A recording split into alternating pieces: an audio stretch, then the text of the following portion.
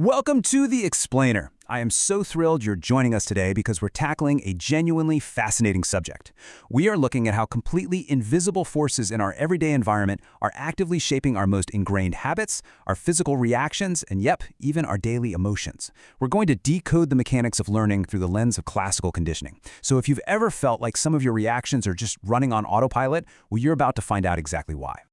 Okay, let's just jump right into a super relatable mystery straight from our source material.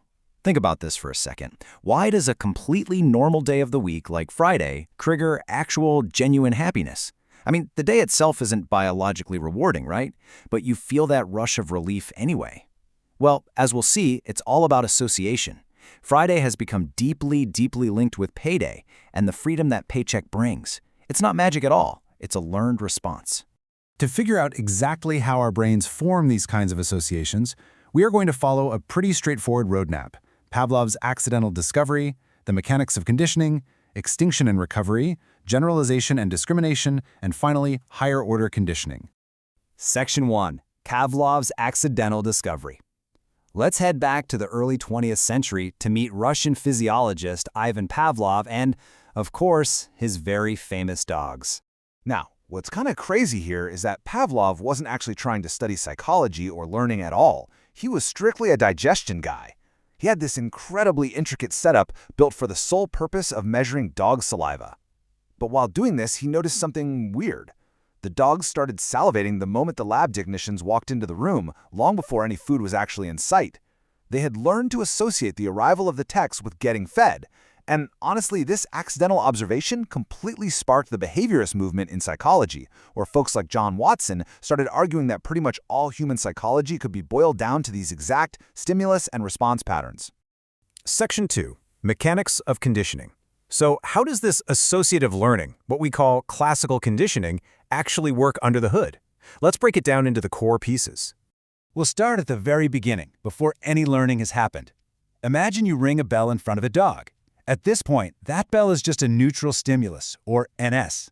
It doesn't trigger any biological response from the dog whatsoever. It is literally just a meaningless sound in the room. Separately, we have an event that is biologically significant. We have our unconditioned stimulus, the US, which in this scenario is a bowl of yummy dog food. This naturally and automatically triggers the unconditioned response, the UR, which is the dog drooling. The absolutely crucial word here is unconditioned. That just means unlearned. The dog doesn't need a tutorial on how to drool at food. It is completely hardwired into its biology. Now here's where the magic actually happens. During the conditioning phase, we systematically pair the two things together. We present the neutral stimulus, the bell, and then immediately follow it up with the unconditioned stimulus, the food. The food obviously triggers that natural drooling response, and we just repeat this pairing over and over and over again. And here is the incredible payoff. After enough of those pairings, we completely take the food away, we just ring the bell. That previously neutral bell is now a conditioned stimulus, or CS. It actually means something now. All on its own, it triggers the exact same salivation. But because this reaction is now a learned response to the bell, we call the drooling a conditioned response, or CR.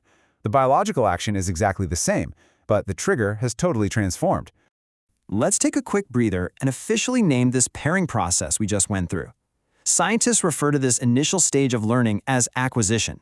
It's basically the specific window of time where the association is actively being wired into the brain.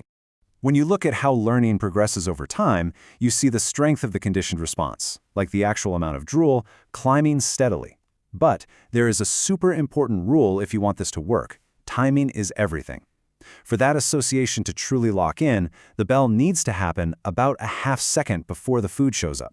The bell absolutely has to act as a reliable predictor that the food is coming.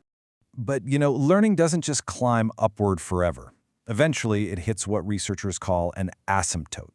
Think of it as a ceiling. It's the absolute maximum strength that learned association can ever reach. After all, a dog can only drool so much at the sound of a bell. You'll usually see the learning curve level off right off when it hits that asymptote. But here is a truly fascinating detail straight from our sources. That ceiling, it isn't entirely fixed. You can actually raise the roof on learning if you increase the intensity of the unconditioned stimulus. So if you pair that bell with a massive, incredibly desirable steak instead of just a few dry kibbles, the maximum strength of the dog's conditioned response will climb even higher. Section 3. Extinction and recovery. Okay, we've successfully built the association, but what happens if the environment shifts? What if the bell keeps ringing day after day, but the food literally never comes again? This brings us to a phase known as extinction, because just as behaviors can be learned, they can also unlearn or diminish. Extinction kicks in the moment that crucial pairing is broken, when the bell is presented over and over again without its food partner.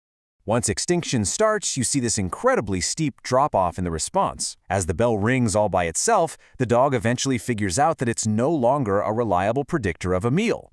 Consequently, the strength of that conditioned drooling plummets, making its way right back down to zero. Yet, there's a wild little twist here. Say we completely extinguish the behavior. The dog totally ignores the bell.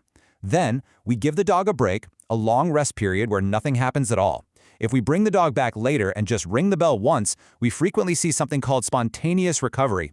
The conditioned response suddenly spikes back up out of nowhere, even though we haven't done any new training. It totally proves that extinction doesn't erase the original learning, it really just suppresses it. Section 4. Generalization and discrimination. Now, the real world is messy, right? We almost never encounter the exact same trigger twice in nature. So let's explore how our brains handle stimuli that are kinda similar, but not perfectly identical to the original trigger. The brain relies on two opposing mechanisms to sort this out. On one hand, you've got generalization, where a related, similar stimulus is enough to trigger the learned response. And on the flip side, there's discrimination, which is the learned ability to be highly specific, responding only to the exact original stimulus and ignoring everything else. To put this into perspective, let's say a dog is conditioned to drool at a silver bell. If he suddenly starts drooling at a brass handbell or your phone's digital alarm tone, that is generalization. Basically, more stuff makes you drool. But Pavlov proved that with really careful training, dogs could be taught to drool at a bell of a very specific pitch while ignoring bells of slightly different pitches. That's discrimination. In other words, less stuff makes you drool because you've learned to filter out the imposters. Section 5. Higher order conditioning. All right, let's bring this all back to us. Let's look at how we build upon these basic, primal associations to create deeply complex human behaviors, like that Friday paycheck feeling we talked about right at the start. We can literally map this everyday feeling into conditioned steps. Step 1, a paycheck gives us money to buy things we need and enjoy, which naturally makes us happy. Step 2, the physical paycheck or the bank notification becomes a powerful conditioned stimulus for that pleasure. Step 3, we learn to associate the day Friday with the arrival of that money. Soon enough, just waking up and realizing it's Friday makes us happy. Friday has become a second-order stimulus. We are literally stacking associations on top of other associations. To see this chain reaction clearly, think about a house cat. First here, the sound of an electric can opener is repeatedly paired with dinner, so the cat learns to run and drool at the sound of the motor. The can opener is now a conditioned stimulus. But then, second tier, you always open a squeaky cabinet door to get the can opener out. Over time, that squeaky cabinet is paired with the can opener. Eventually, just the sound of the squeaky hinge makes the cat drool, even though the cabinet itself has never directly been paired with the cat food. That right there is higher-order conditioning. So I want to leave you with this somewhat provocative thought. If a squeaky cabinet door can become mathematically linked to a biological response, how many invisible bells are dictating your habits, your cravings, and your moods right now without even realizing it? When your phone buzzes, when you catch a whiff of a certain perfume, or when the clock strikes 5 p.m. How much of your reaction is a genuine conscious choice, and how much is just classical conditioning quietly playing out in the background? Thanks so much for watching this explainer. I really hope it leaves you seeing the world and your own mind just a little bit differently.